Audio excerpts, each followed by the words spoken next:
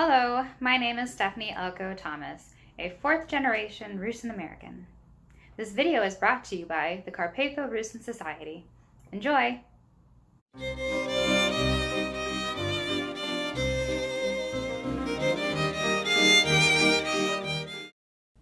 Rusyns and Slovaks, as we can see, are very distinct, but they also share many similarities. Some of those similarities have to do with topography, language, clothing, food, and we have discussed and can discuss all of those. But one of the other issues that has forced the Rusyn and the Slovak communities together is acculturation and denationalization. Now, for a very long time, neither of these issues were important to either of them because, quite honestly, Hungarian landlords 500 years ago let Slovaks be Slovaks and let Rusyns be Rusyns as long as they paid their taxes. But now we get into the creation of the nation states in the 1850s and furthermore, and now what you are makes a political difference. And it has something to do with social standing as well. So here is a map that shows that same gray territory that we've alluded to over and over again as being Rusyn ethnographic territory, and showing what's starting to happen at the turn of the last century, going from the late 1800s into the early 1900s. And this is the concept of Rusyn populations being acculturated or absorbed or voluntarily accepting new ethnic designations. So if you look here, you can see that, for instance, those villages that are white with dots were all Rusyn cultural centers. These were all Rusyn populations who by 1910 were identifying themselves as ethnically Hungarians, because they were surrounded by Hungarians. Hungarian language had the influence. This majorization policy was taking effect. But if you look further in eastern Slovakia, you can see some dark gray areas. And this is quite interesting. These are Rusyn villages that by the turn of the last century are beginning to identify themselves as Slovak villages. Now why? What caused this acculturation process? Well, one of the things that we talked about discovered in this majorization process was a pecking order developed in this part of the world. And by the way, to some degree it still exists. But the pecking order was Hungarian was best, then Slovak, then Rusyn, then Jew, then Gypsy. Now, that pecking order, by the way, still exists a little bit in Slovakia, except the top two have changed. Now best is Slovak and second is Hungarian, and then the rest fall out from there. But if you were, therefore, someone who wanted to achieve in the turn of the century Austria-Hungary, and you didn't want to give up your Slavic ways, you wanted to be more like the Hungarian ruling class, but you still didn't want to give up your Slavicness, and you were a Rusyn, then what did you become? What's one step up? Slovak. And so what you see, particularly if you look at these maps, is the further south you go, the more trend there was for Rusyn villages to identify with a Slovak nationality. This became such an issue, in fact, in the Rusyn community that at the turn of the century, the Greek Catholic Union, which is the largest fraternal for Rusyns in the United States, wrote an enormous full-page editorial on the Slovakization of the Rusyn Greek Catholics and how it had been going on for some time, particularly in a European context. Then on this map you'll see other small communities that took on a Romanian identity as well. But what you're starting to see at the turn of the century, and therefore you see some of this even in the Rusyn and American community, where many times you have Rusyns allude to being Slovaks. Now, part of that has nothing to do with acculturation. It has to do with what happened here in the United States as well, where whenever these Rusyns got here and they identified as Rusyns, other Slavs knew what the Rusyn was. If you lived in Cleveland, Ohio, or Wilkes-Barre, Pennsylvania, and you said, "Ja Rusnak," I'm a Rusyn, a Slovak knew what that meant, and a Pole knew what that meant. But an American did not.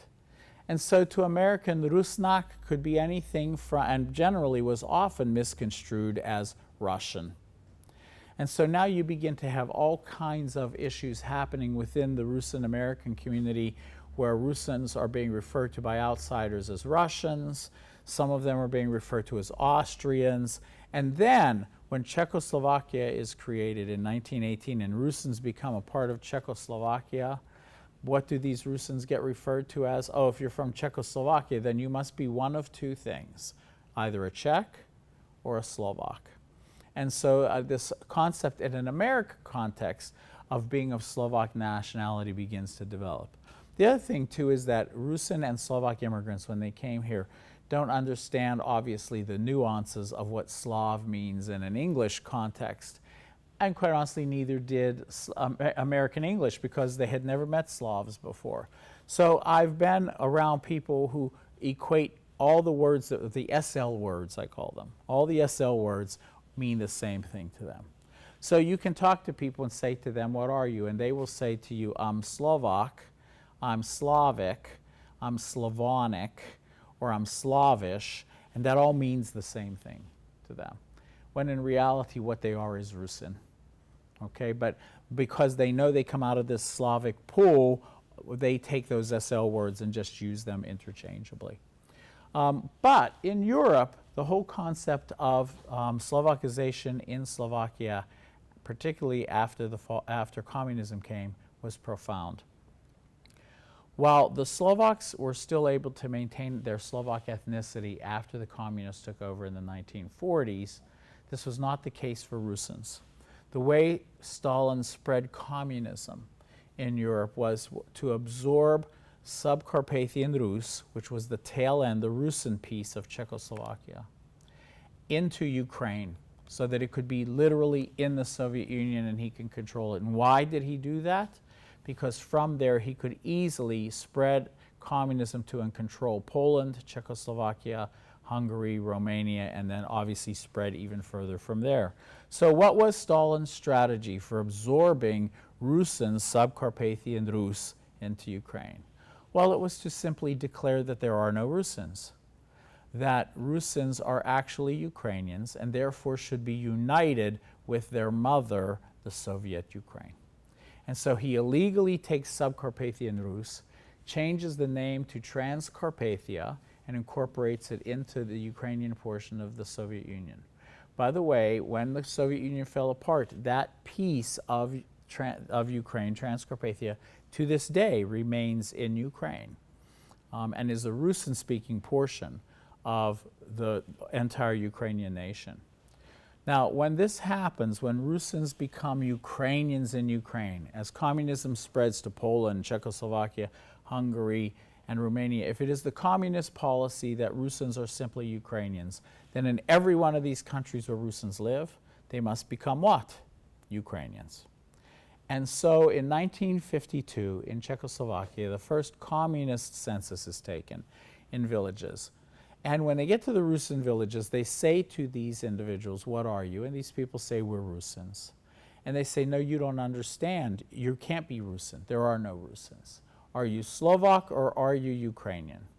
And the answer to that question, of course, depends on the individual. These people had generally not heard of Ukrainians. And even if they did, if they say that this village is a Ukrainian village, then they'll get a Ukrainian school and be Ukrainian speakers in a largely Slovak culture. Or if they claim that they are of Slovak nationality, now their children will learn in Slovak schools and they will be a part of the greater Slovak culture and their children can achieve. What did the Rusyns do? Largely, overwhelmingly, they identified as Slovaks as opposed to Ukrainians. And here we can see what effect that had after years and years. Here's an image of Eastern Slovakia in 1900. Now, of course, it's still a part of Hungary at that stage of the game, but this is to illustrate for you all of the territories in what is today Eastern Slovakia that considered itself to be Rusyn. After the years in Czechoslovakia, and most especially the attempts of the communism to wipe out Rusyn ethnicity, here's the same territory in 1991 after the fall of communism, and you can see how decimated the Rusyn population was. The good news is, since the fall of communism and the revival of democracy in Slovakia, and particularly since Slovakia has become an EU nation, where they have to have strong minority rights policies, the Slovak government has been enormously supportive of Rusyn ethnicity in Slovakia. And when a democracy allows people to be what they will and supports it, here's an example of what could happen. The first census after communism fell in an independent Slovakia where Rusyns could declare themselves to be Rusyns. 16,000 people declared themselves to be of Rusyn nationality. In the last census held by the Slovak government, 55,000 people said Rusyn is their native tongue.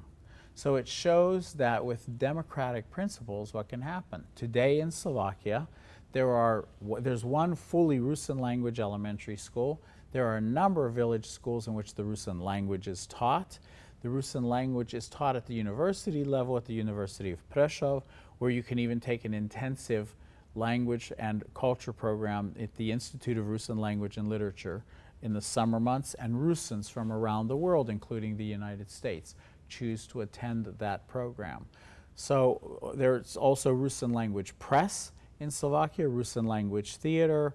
There's also a lot of use of Rusyn language, and now there is a push for people to speak colloquial Rusyn in their day-to-day living. It was in Slovakia, in fact, that Rusyn was first standardized as a literary language. So it was Slovakia that set the standard that allowed Rusyn to develop for the first time in its history as a language that has since been used to translate Shakespeare and the Bible into the Rusyn language.